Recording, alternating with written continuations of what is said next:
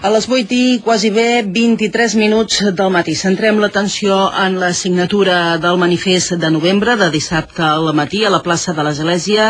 Primer, saludem a un portaveu de Sos Lloret, és Jordi Palau del Mas. Molt bon dia. Hola, molt bon dia. Satisfets per l'acte de dissabte? Doncs sí, estem satisfets. Estem satisfets perquè va ser una posada en comú amb tots els lloretencs que ens van apropar, de parlar del tema aquest de la nova variant a Lloret i que realment fes bullir, no?, aquest debat social i llavors, a part de tots els plafons informatius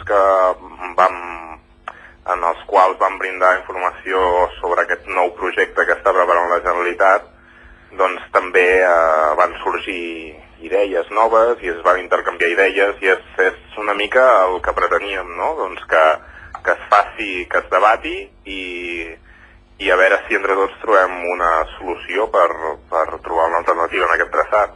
Perquè què és el que preguntava la gent que s'adreçava a vosaltres dissabte? Bé, hi havia molta gent que no desconeixia el traçat encara, tot i que és una feina que ja des de Sos Lloret vam fer en el seu dia. Sempre queda gent doncs, que no se'n recorda o no sap ben bé per on te passa, llavors s'acosten encuriosits en el mapa i volen que els expliquis, no?, ben bé des dels punts de referència que coneixen ells, de Sant Pere del Bosc, la pujada de Sant Pere, llocs per on t'han passat sempre, doncs a veure per on te passaria la nova variant. I com que el traçat doncs, és el mateix de sempre, com ja hem sentit del Consell General, doncs bé, és un traçat que malauradament tothom sap per on te passarà quan li expliques, perquè tothom ha anat a passejar per Sant Pere del Bosc i ha passat a prop de per on te passarà aquesta nova via. Això és el que li volíem preguntar, per aquestes declaracions del conseller Nadal. Diu que no ha canviat el projecte, que és el mateix, i que, a més, quan hi hagi novetats, el primer s'adreçarà serà a l'alcalde de Lloret i a l'Ajuntament de Lloret de Mar. Sí, home, jo ho trobo de justícia, no?, que s'adreci a l'Ajuntament de Lloret per subministrar quanta més informació millor. El que és impensable una mica és el que va passar la setmana passada, doncs que vam aconseguir la informació del nou projecte de variant una mica per deixadesa, no? I llavors, doncs, que el traçat era el mateix, ja ho sabem, vull dir, la setmana passada ja ho vam estar explicant, només varia 3 punts del antic projecte de l'autopista al nou projecte de variant i el traçat és exactament el mateix, sí. Nosaltres, aquestes declaracions que fa el senyor Nadal dient que ells faran la carretera al màxim de respectuosa possible amb l'entorn, i és que repeteixo un cop més el contrasentit que representen, és a dir, que no vulgui casar-se amb les entitats que signen el manifest, diguem que farà una carretera per aquest traçat amb el màxim de curosa amb el medi ambient, perquè és que és un contrasentit. Vull dir, el que hem signat les 13 entitats és que no passi per aquest traçat, perquè considerem que aquest traçat és passar-hi una carretera, és malmetre els 3 paratges de Sant Pere del Bosc, l'Àngel de les Alegries, és hipotecar un recurs natural i un recurs turístic, si es vol, de futur,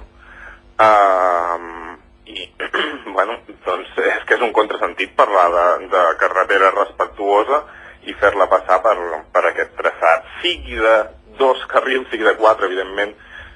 Si es volgués de 4, que diu el senyor Nadal que des de l'Ajuntament se li ha demanat que sigui d'autovia, i això no ho sabia, no sé si és veritat o no, però el cas és que de 4 carrils a 2 carrils, evidentment que em quedo amb 2, però el fet d'obrir una nova traça sobre el territori, això és el que té la màxima repercussió sobre el medi ambient.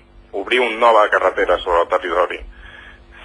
Si tu tens una nova carretera, o si tu tens una carretera que l'has tingut sempre i la vols desdoblar, llavors doncs l'impacte és inferior, però obrir una nova carretera, això és Això és el que costa, i per això hem de trobar una alternativa i saber, si fa falta una nova carretera, i si fa falta, per on te la faríem passar, i etcètera. Això n'ha de parlar. També diu el conseller que no entén per què es mouen ara com a entitats. Entenem que és que volen obrir ara el debat, vostès.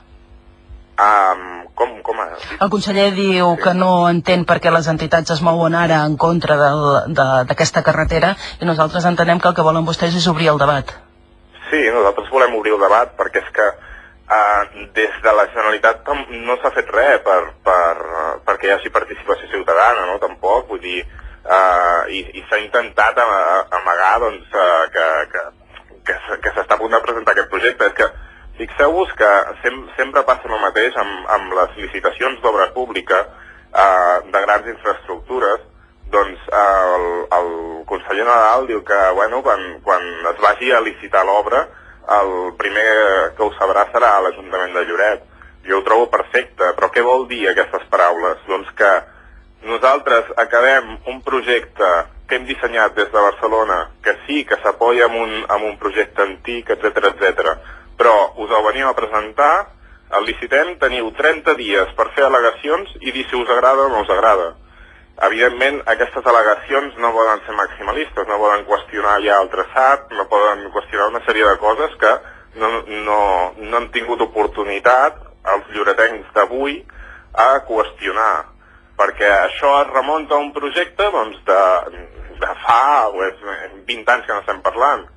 Llavors, els lloretencs de fa 20 anys en van parlar, avui en dia la realitat lloretenca és una altra, i jo crec que això no es pot apoyar amb uns debats que ja hi van haver en el seu dia, sinó que s'ha d'obrir un debat avui, perquè som els lloretencs d'avui els que ens faran aquesta infraestructura. Un cop el manifest es va signar dissabte, ara què faran?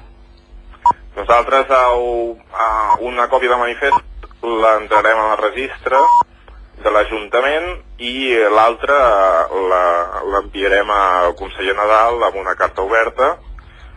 I bé, segurament nosaltres ens hem de reunir totes les 13 entitats ara i discutir sobre l'estratègia, però el més assenyat és que hem d'anar a veure amb l'alcalde en persona i concertar una vista, exposar tots els punts de vista que tinguem, tots els dubtes, que no hi hagi malentesos, i després intentar anar a veure la Generalitat per fer el mateix, no? Per exposar els punts de vista i que no se sàpiga només pels mitjans de comunicació, sinó que hi hagi diàleg i de paraula, no? Doncs Jordi Palau-Delmas, seguirem atents a aquestes accions. Moltíssimes gràcies per atendre'ns. Molt bé, moltes gràcies a vosaltres. Bon dia. Adéu, bon dia.